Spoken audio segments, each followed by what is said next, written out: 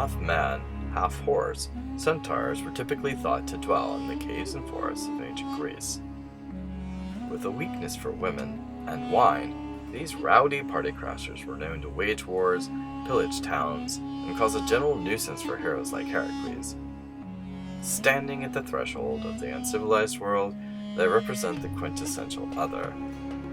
Thus, their subjugation in the hands of the hero was a popular theme in Greek art. Today, their likeness may be found everywhere, from vase paintings to the metapiece of the Parthenon. One of the earliest examples of the centaur, recovered from the site of Lacandie, dates to the 10th century BCE. This clay figurine marks the return of the figural to Greek art, while also incorporating the geometric patterning common to the period. In terms of meaning, the figure may represent a transitional state between life and death, a votive or maybe even just a child's toy, something that had personal significance to the deceased. It's hard to tell. The fact that it appeared split between two graves only adds further to its ancient mystique. Another excellent example is a mid-8th century BCE bronze figurine group from the Metropolitan Museum. The human, shown larger, wrestles with a centaur, a sign, perhaps, of the impending triumph of civilization over the unruly forces of nature. A late geometric 2B period water jar on display at the National Archaeological Museum in Athens shows a procession of centaurs.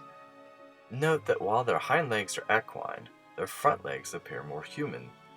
And it is also important to note that one of the key features of centaurs is their brutish nature.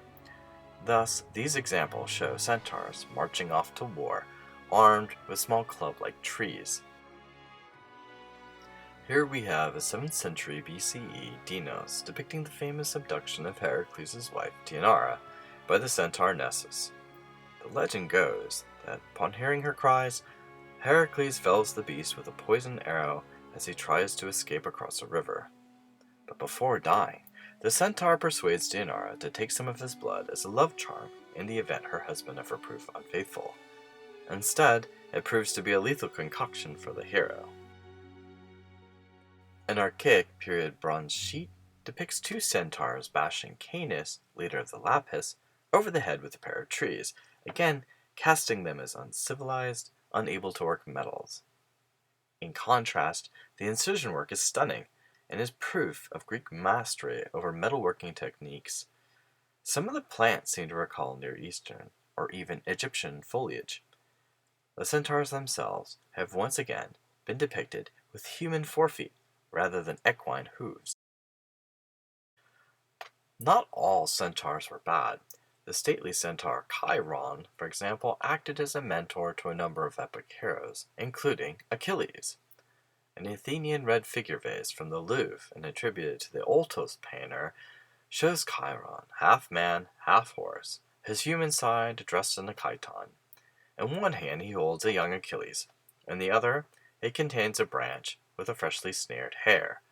The imagery suggests that Chiron will oversee the boy's education, part of which includes hunting. The Romans, of course, found many aspects of Greek culture appealing and adapted them. Here we have a Roman wall painting from the town of Herculaneum. It shows Chiron educating the young Achilles in the art of music. One of the most beloved renditions of Chiron is perhaps the modern work by Donato Creti. In it, Chiron is shown lifting Achilles up onto his back as Achilles lets loose an arrow. At first, it seems a confusing scene, that is, until you compare the painting to a sister work that shows that the arrow is meant for the goddess Aphrodite. The suggestion is that Chiron is instructing Achilles not only in the art of hunting and war, but also in the art of love. For more episodes of Magic, Myth, and Monsters, please subscribe to the link below. I look forward to seeing everyone next time on Magic, Myth, and Monsters.